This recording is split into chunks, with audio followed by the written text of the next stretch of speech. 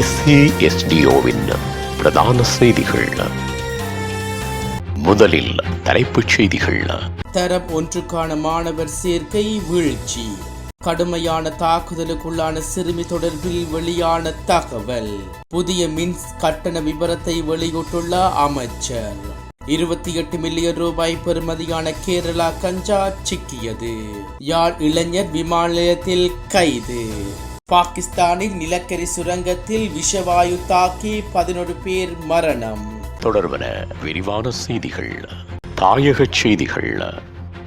தரம் ஒன்றிற்கான மாணவர் சேர்க்கை வீழ்ச்சியடைந்து வருவதாக கல்வி அமைச்சர் சுசில் பிரேமஜனந்த நேற்று நாடாளுமன்றத்தில் தெரிவித்துள்ளார். இதுகுறித்து அவர் மேலும் தெரிவித்துள்ளதாவது, பிறப்பு வீதம் வீழ்ச்சியடைந்ததன் காரணமாக தரம் ஒன்றிற்கான மாணவர் சேர்க்கை வீழ்ச்சியடைந்து வருகிறது. குறிப்பாக ஒரு சில வருடங்களுக்கு முன்பர் 3,30,000 காணப்பட்ட இலங்கையின் வருடாந்த பிறப்பு வீதம் தற்போது 33,000 குறைந்துள்ளது. இதனால் எதிர்காலத்தில் தரம் 1 மாணவர் சேர்க்கை குறைவடைய நிலை காணப்படுகிறது.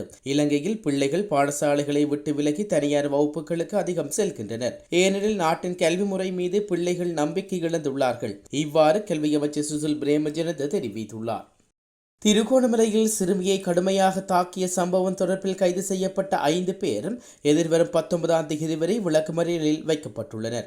சம்பவம் தொடர்பில் கைது செய்யப்பட்ட சந்தேக நபர்களை பதவியா சுற்றுலா நீதிவான் நீதிமன்றத்தில் ஆயர்படுத்தியதை தொடர்ந்து இந்த உத்தரவு வழங்கப்பட்டுள்ளது. சிறுமியின் தாய், சித்தப்பா, பெண்கள் 2 உட்பட 5 சம்பவம் தொடர்பில் கைது செய்யப்பட்டுள்ளார்கள். குறித்த சம்பவத்துடன் தொடர்புடைய பிரதான சந்தேக நபரான குகுல் சமிந்த என நபர் மற்றும் ஒரு சந்தேக நபரும் இன்று அதிகாலை புல்மோட்டை அரிசிமலை பகுதியில் கைது செய்யப்பட்டுள்ளார்கள். சிறுமியின் தாயை உளநல வைத்தியர் ஒருவரிடம் அனுப்பி அறிக்கையை பெற்றுக் கொள்ளுமாறு நீதிவான் உத்தரவிட்டுள்ளார். சிறுமியை அனுராதபுரம் நன்னடத்தை அதிகாரியிடம் ஒப்படைக்குமாறு நீதிவான் மேலும் உத்தரவிட்டுள்ளார். ஜூலை 1ஆம் தேதி முதல் மின்சார கட்டணத்தை குறைக்க முன்மொழிவு செய்யப்பட்டுள்ளதாக மின்சாரம் மற்றும் எரிசக்தி அமைச்சர் கஞ்சன விஜயசேகர பாராளுமன்றத்தில் தெரிவித்துள்ளார். இதன்படி வீட்டு பாவனை நுகர்வோருக்கு மேலும் நிவாரணம் வழங்கப்படும் என்றும் இந்த முன்மொழிவுக்கு பொது பயன்பாடுகள் ஆணைக்குழுவின் அங்கீகாரம் கிடைக்கும் என்றும் எதிர்பார்க்கப்படுவதாகவும் அமைச்சர் கூறியுள்ளார். அதன்படி 0 தொடக்கம் 30க்குட்பட்ட அலகுகள் ஒன்றுக்கு 8 ரூபாயிலிருந்து 6 ரூபாயாகவும், 30 தொடக்கம் 60 அலகுகளுக்கு இடைப்பட்ட அலகு ஒன்றின் கட்டணம் 20 ரூபாயிலிருந்து 9 ரூபாயாகவும், 60 தொடக்கம் 90 இடைப்பட்ட அலகு ஒன்றின் கட்டணம் 30 ரூபாயிலிருந்து 18 ரூபாயாகவும், 90 தொடக்கம் 180 அலகுகளுக்குட்பட்ட அலகு ஒன்றுக்கான கட்டணம் 50 ரூபாயிலிருந்து 30 ரூபாயாகவும் குறைக்கப்படும் என அமைச்சர் தெரிவித்துள்ளார். கேரளா கஞ்சா தொகையுடன் 2 சந்தேக நபர்கள் வடக்கு கடற்பரப்பில் வைத்து கடற்படையினரால் கைது செய்யப்பட்டுள்ளார்கள். யாழ்ப்பாணத்தைச் சேர்ந்த 34 மற்றும் 40 வயதுடைய இருவரே இவ்வாறு கைது செய்யப்பட்டுள்ளார்கள். இதன்போது அவர்களிடமிருந்து 70 கிலோ கேரளா கஞ்சா பறிமுதல் செய்யப்பட்டுள்ளது.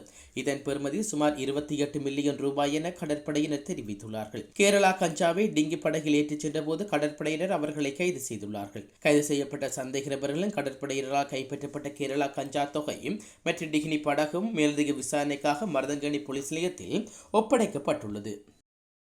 வேறு ஒருவரின் விசாவை பயன்படுத்தி கனடாவுக்கு தப்பிச் செல்ல வந்த நபரை கட்டுநாயக்க விமான நிலைய குடிவரவு அதிகாரிகள் கைது செய்துள்ளார்கள். சந்தேக நபர் தனது விமான அனுமதியை முடித்துவிட்டு குடிவரவு கரம்ப பீடத்துக்கு சென்று தனது கடவுச்சீட்டை ஒப்படைத்ததாக கூறப்படுகிறது. சம்பந்தப்பட்ட கடவுச்சீட்டில் உள்ள புகைப்படமும் அவரது புகைப்படமும் ஒன்றுக்கொன்று வித்தியாசமாக காணப்படுவதால் இந்த கடவுச்சீட்டை பற்றிய கூடுதல் தகவல்களை கண்டறிய குடிவரவு திணைக்களத்தின் கணனி அமைப்பில் இதன் தகவல்கள் உள்ளிடப்பட்டுள்ளது. இதன்படி இந்த கடவுச்சீட்டை வைத்திருப்பவருக்கு நாட்டை விட்டு வெளியேற தடை விதித்து திருகோணமலை நீதிமன்றம் விமானப்படை தடை விதித்துள்ளதாக உண்மைகள் வெளியாகியுள்ளதாக குறிப்பிடத்தக்கது. கைது செய்யப்பட்ட யாழ்ப்பாணத்தைச் சேர்ந்த 34 வயதுடைய சந்தேக நபரை மேலதிக விசாரணைகளுக்காக விமான நிலைய குற்றப்புலனாய்வு பிரிவிடம் ஒப்படைக்க நடவடிக்கை எடுக்கப்பட்டுள்ளது. உலகச் செய்திகள். பாகிஸ்தானின் நிலக்கரி சுரங்கத்தில் ஏற்பட்ட விஷவாயு கசிவினால் 11 பேர் உயிரிழந்துள்ளதாக வெளிநாட்டு ஊடகங்கள் செய்தி வெளியிட்டுள்ளன. பலூசிஸ்தான் மாகாணம் குவாட்டா நகரில் தனியாருக்கு சொந்தமான நிலக்கரி சுரங்கத்திலேயே இந்த விபத்து ஏற்பட்டுள்ளது. இங்கு வழக்கம்போல் தொழிலாளர்கள் பணியில் ஈடுபட்டு கொண்டிருந்தார்கள். சுமார் 1500 அடி ஆழத்தில் வேலை பாய்த்துக் கொண்டிருந்த போது அதன் சுரங்கத்தில் திடீரென விஷவாயு கசிவு ஏற்பட்டுள்ளது. இந்நிலையில் சுரங்கத்தில் மற்ற பகுதிகளுக்கும் இந்த விஷவாயு வேகமாக பரவியதால் அங்கிருந்தவர்கள் ஒன்றன் பின் ஒன்றாக மயங்கி விழுந்துள்ளார்கள். தகவல் அறிந்து மீட்பு படையினர் சம்பவ இடத்துக்கு விரைந்து சென்று சுரங்கத்துக்குள் தூய காற்றை செலுத்தியுள்ளார்கள்.